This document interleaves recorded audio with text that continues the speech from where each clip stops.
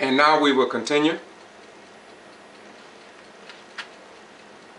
As we said earlier, there was a white female wearing a red blouse, and she was asleep in the jury box. Judge Lane, the Honorable Judge Lane, seemed as if though he did not want to be in Brooks County. But be that as it may, the process is that Judge Lane said nothing about the failure of the jurors, or potential jurors, that were not there for calendar call. Now let's get down to the beef of the selection process. As you know, the court or trial was delayed because C.B. King, the attorney, believed that the first pool of people were not selected properly, and it was later determined that the roll came down from Atlanta and that the local establishment in Brooks County did not have that much to do with how the people was chosen. And so let's listen to a little bit, and then we're going to get back to the sheet. I'm trying to find a good way to tell this story, but it got to be told. If nothing else, this particular trial, regardless of what people may say, I think it's shedding light on what goes on with the G.B.R. in terms of how they conduct their investigations, how they document citizens' answers to the question that they asked during the investigation. And I want to ask some questions about, before we get to the investigation, concerning this election process. There were 108 potential jurors seated into the selection pool, and only 40 were selected from the pool of the 108. 10 were black in the city of Quitman is 65%. And regardless of where the jury selection process took place or where the list came from, both sides had 9 strikes, and that Georgia state prosecutors used their 9 strikes to get rid of the black jurors, the few that was in the selection process. And another thing, when the court started, normally you'll hear somebody say, "All rise," and give respect to the judge and to the jury. Well, it didn't happen at first there in Brooks County, but eventually I brought it up to the bailiff, I brought it up to a couple of sheriff deputies, and they started doing that. Now back to the point. They had 9 strikes. As I said, the prosecution got rid of, they used their 9 strikes to get rid of the blacks. And there was one black man that the black prosecutor, I don't have her name with me, but she scolded practically the one black juror who was sitting there, male, heavily set gentleman, and accused him of not raising his hand. I watched this man raising his hand, and it seemed that this black lady did that to apparent as a ploy to justify removing the black people that was to serve on the jury. I found that to be pretty interesting. Her name is Faye Eslerman, state prosecutor. Faye, that was her name, out of Atlanta, Georgia. This male juror was outraged, and he told me so. He later spoke to me and said that he wished he could tell her something. Men in the courtroom were in shock because they saw the man raise his right hand during the oath, but yet the prosecutor going to ask him, "Why didn't you raise your hand? Did you have a problem with it?" We were told by the judge that he's been on the bench since 1975. Now, I've given you a little overview of what took place, and you won't find nothing here that will not be in the transcript.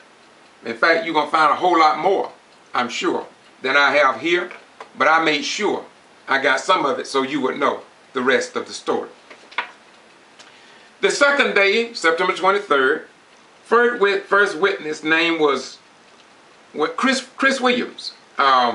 He had worked with the Grady Police Department, the Secretary of State office. He had 4 years of experience in investigations. He had been involved in 40 investigations in election cases. And today he was called, or on the 23rd, he was called to testify concerning the July 20th election.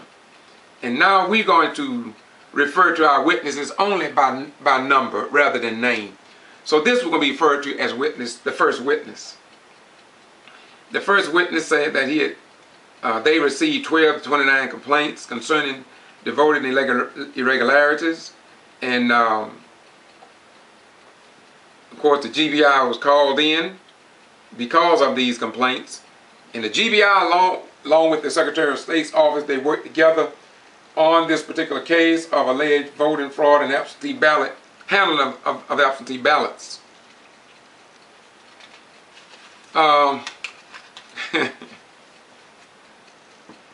They obtained a court order, the G.B.R. obtained a court order for all documents, ballots and ballots applications and etc.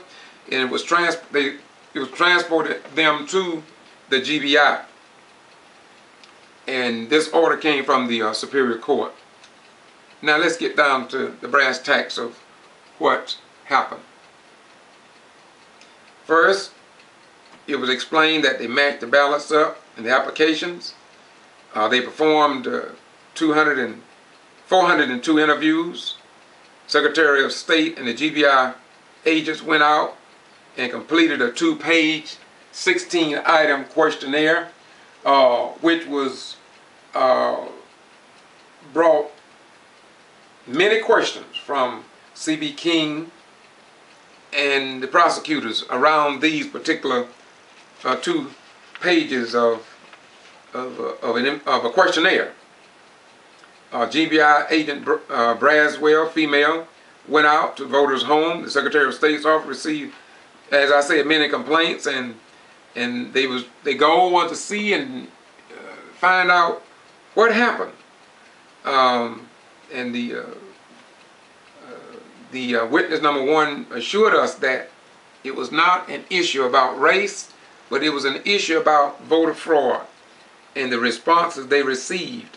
And he said that the people were very cooperative. Citizens seemed to be of a high integrity and good spirited, he went on to say. His area of responsibility in his job, the first witness, was from Macon to Florida and from Douglas to Alabama.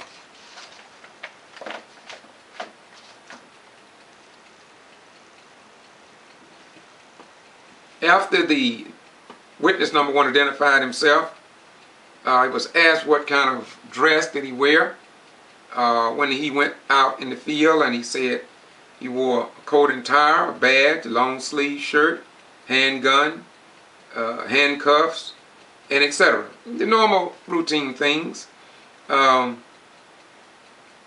He talked about who he went with, Chris Williams and agent Braswell, and once again, this is still the first witness.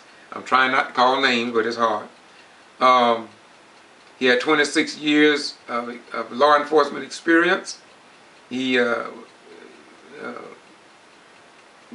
lawyer asked him had he received any special training in the field of voter fraud. He said no. Some voters had already voted. These are some of the things they found out. Questions about signatures on the ballot was asked. Mishandling of ballots. They asked them that they committed, and they followed the law. All of this was on this 2-page questionnaire. And on the questionnaire, some of the blocks were not filled in by these special agents. In fact, some of them just had a line across them. All this came out in the trial. The form that they had did not have the actual address of the voters that they were investigating. It seems to me, I'm retired military, that they at least should have had the address of the location that they were interviewing these people. But that was left off the form. And moreover, the investigator would ask the voters questions, some of these 16 questions, all the 16 questions, and they would write on the paper what the individual said instead of the person filling the form out themselves, or even initial. To me, they should have had a slot for initial of each one of the, at least of the numbers of items, to show that that is what they actually said. Because once they got on the stand, we heard voter after voter say that's not what they said, but yet that's what the G.B.R. agent had written down on the paper. Many of the people said that they had been intimidated by the G.B.R. And one investigator said he had been doing this for 26 years. He had never seen anyone, no, 17 years, and no one had ever was seen to be intimidated by him wearing a gun or coming into the black community. Yet the record will speak for itself. Those black folk were intimidated. One lady had just told him that to get out, told one of the agents, a female, to get out of their yard. And all this was at the trial. This is why I wish that the Valdosta Daily Times and the TV station had been there so they could report what black folk had to go through. And there were 7 people during this trial said they would never vote again, because of the intimidation and the way they were treated, the members of their family, and the questions they was asked. It reminded me of the old poll tax and other things that they hyped up against blacks. The second witness, witness number 2, was a white female. And she had not been previously identified, I don't think. And I don't know if the defense knew anything about her, but she was a Secretary of State, Director of Elections Division. She was called in as a prosecution expert witness. She said she was over 159 Georgia counties that covers many aspects of training, administration of elections, accounts, communication, and etc., etc., etc. And she was assigned to that job in June 2011 and served up to 2013. Prior experience, high school math teacher. This second witness was a major in chemistry from the University of Georgia, but she had no training, she told the defense, in the area of voting fraud. And that was very shocking to see someone in such a high position that said they had received no training, yet they were called as an expert witness. And so if the Valdosta Daily Times, and if the Quitman Free Press, and if the radio reporters, and if the television stations had been there, you would know, as Paul Harvey would say, more about the story. Now, day 3, I think it was the second or third day, it's third day, a request for a mistrial. Attorney Shaveen King repeatedly asked about who can carry the ballots. He made it make so much sense to me, and the point that he made was that they said that they gave the ballot after it had been sealed and enveloped to Lula Smart. Some said this, and that this was mishandling of ballots. Well, be that as it may, C.B. King kept trying to say that there's a part in the legislature wherein they're trying to better clarify or define what is considered as mishandling of ballots and who can carry the ballots. And that's just like if my wife or if our friend, I'm over to a friend's house, and if I'm going out to my vehicle, and if I'm heading out toward the mailbox, if they give me the ballot, say, will you take this and put it in the mailbox? Well, if I take that ballot, she got it a double seal of it, I take it, put it in a mailbox prior to getting in my car, is that a felony? Or is that a violation of the law? And so King kept talking about that, and of course the judge, after about two mentions of that, I believe the judge began to be persistent in asking the attorney about why do you keep saying that if that law is still pending. And there are some things that were said that I'm not a professional, but C.B. King believed that the judge said that should not have been said in front of the jury.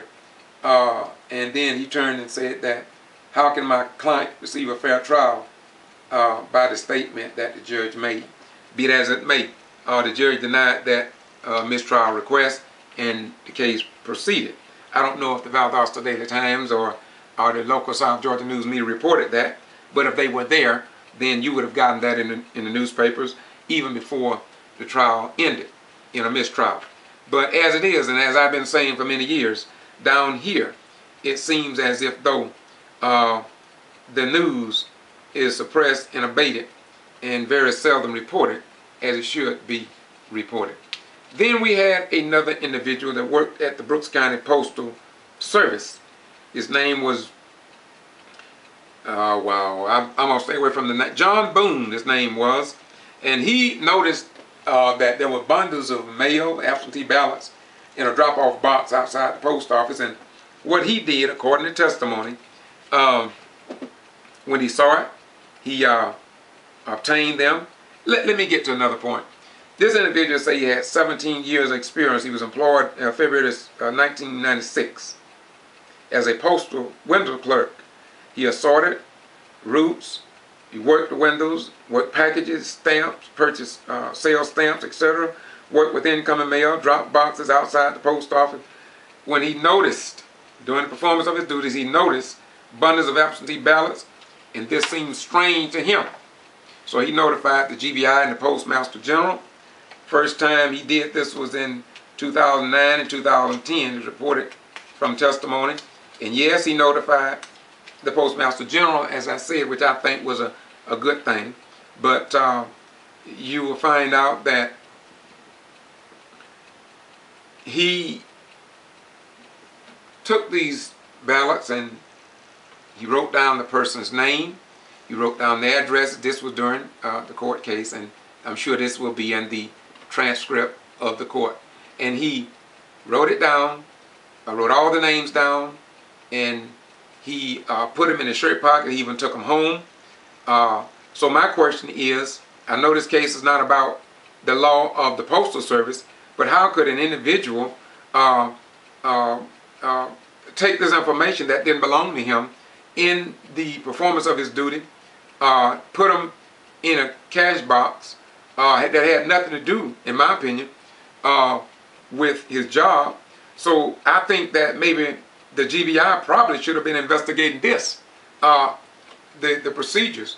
And then, if I understand, during the court case, some of this stuff was given to a private investigator. And so I don't know the chain of custody of U.S. mail here in the state of Georgia. I worked in Postal Service when I was over in Okinawa, Japan. I went through postal training, and some of the things that this individual did was definitely against what I was trained. I took my training down in Biloxi, Mississippi, down there, and I worked in the post office, as I said, overseas for over a year, down to Naha Air Base in Okinawa, Japan.